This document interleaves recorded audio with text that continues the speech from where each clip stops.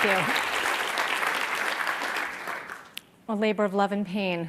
While making healthy choices and cooking may be a burden to many, it's evidently my way of life, and it's my kids' way of life, and it's a brilliant time for us to connect and share.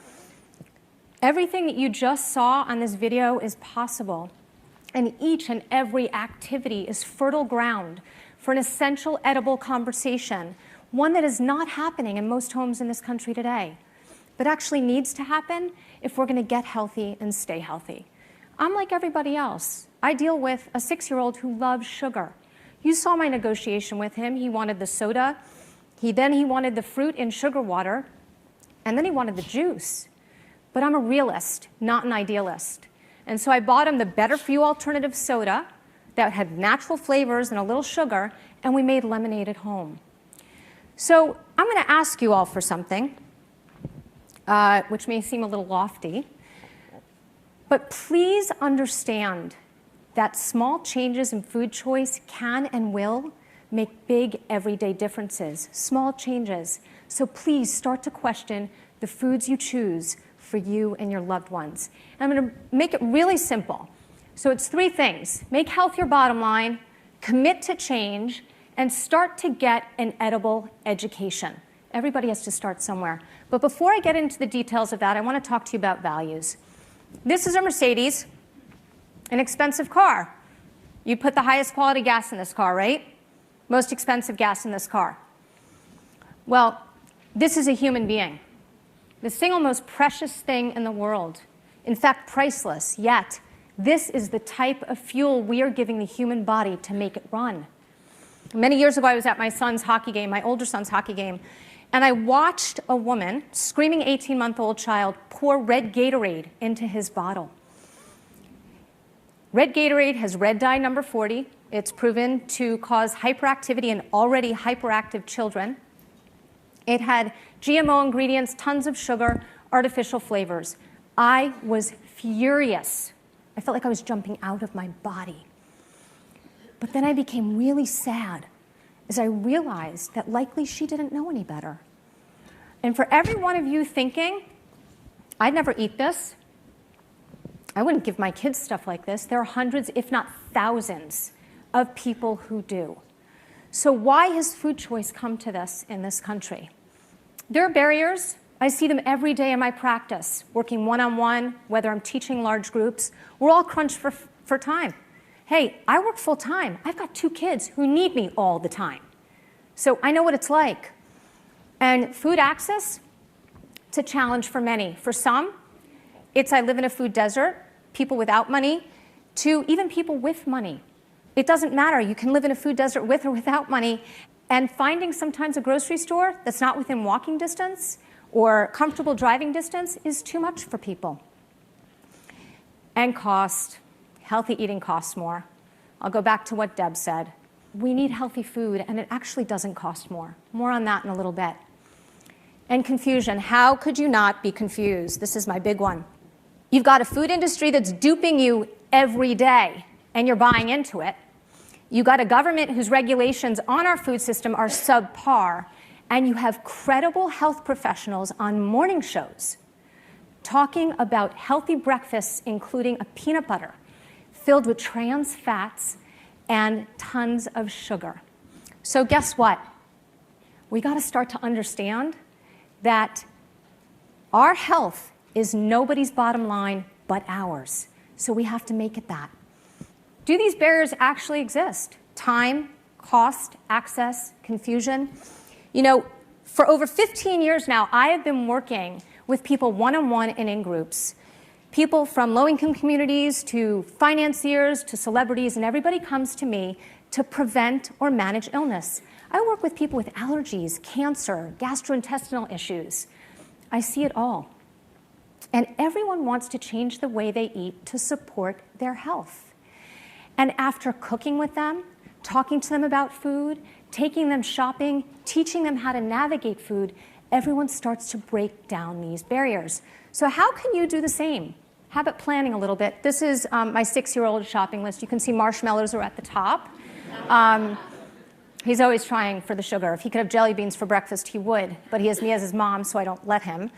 It's this shopping list that drives nourishment in our house weekly. So do you have time to plan for meetings, doctor's appointments, have tea, schedule lunch?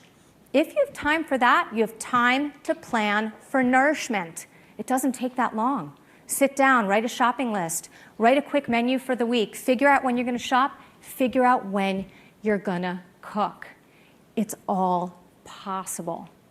You know, a couple weeks ago, Robin O'Brien, one of my favorite food crusaders, tweeted, if we don't plan for eating healthfully, then we better plan for illness. It doesn't get more true than that. I see it every day. There are options for those who complain that they don't have access to food. Do you know you can order food online? Amazon, True Foods, Boxed, Abe's Market. Go to localharvest.org. You can find a food co-op. You can find a CSA.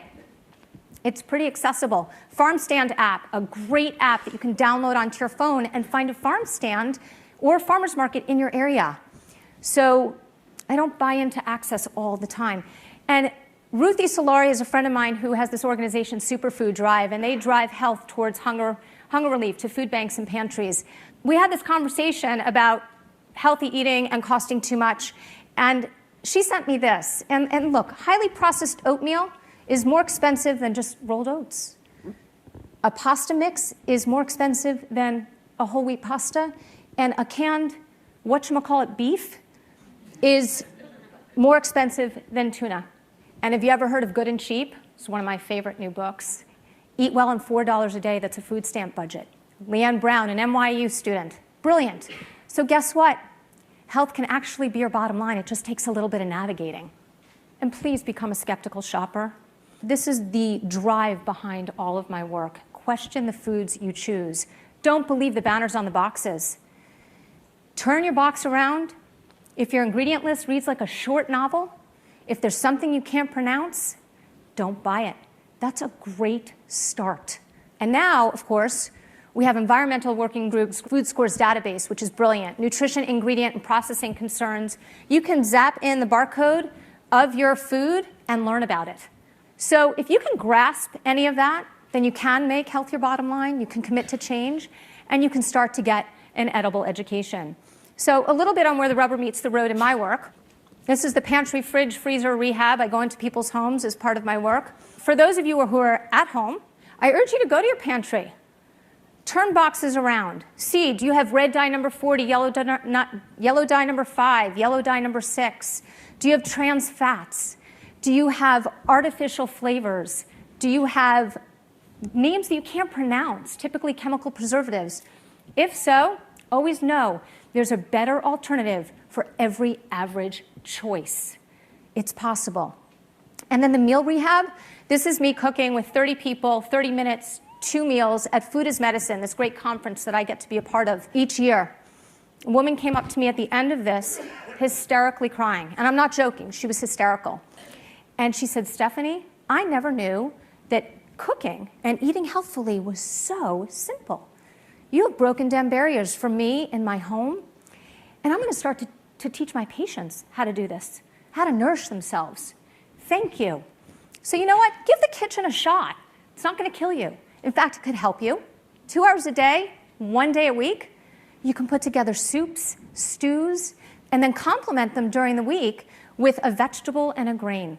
Nutritious can always meet delicious. So everyone has to start somewhere, and a little bit on where I started. This is me at 3 in my wooden play kitchen. I suffered a lot with illness as a kid. Back in the 70s and into the 80s, I had terrible asthma, allergies, recurring bronchitis, pneumonia, and doctors kept drugging me.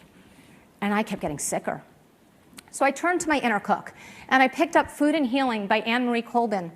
And I started to heal, actually, by feeding myself and nourishing myself and learning about the food system in the 80s. I was 15. I went on to the Natural Gourmet Institute for Health and Culinary Arts, and then to get my master's in nutrition at Columbia University. And it's because of this path that I'm here today speaking to all of you.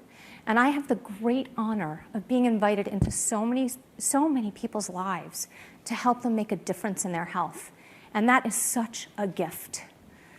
So if you can't find your inner cook, because some people don't have one, please find your inner action hero. Wonder Woman is mine. just love her. Because you can make health your bottom line, you can commit to change, and you can start to get an edible education. Please know, small changes, let's not talk big, small changes in your food choice can make very big, lasting changes for you and your loved ones. Thank you.